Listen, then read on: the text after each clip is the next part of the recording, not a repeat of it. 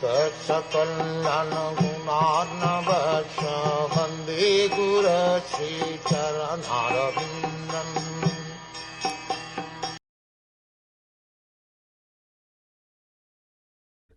At death, he sees the messengers of the Lord of Death come before him, their eyes full of wrath, and in great fear he passes stool and urine.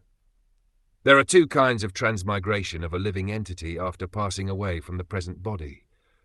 One kind of transmigration is to go to the controller of sinful activities, who is known as Yamaraj, and the other is to go to the higher planets, up to Vaikuntha. Here Lord Kapil describes how persons engaged in activities of sense gratification to maintain a family are treated by the messengers of Yamaraj, called Yamadutas. At the time of death, the Yamadutas become the custodians of those persons who have strongly gratified their senses. They take charge of the dying man and take him to the planet where Yamaraj resides. The conditions there are described in the following verses.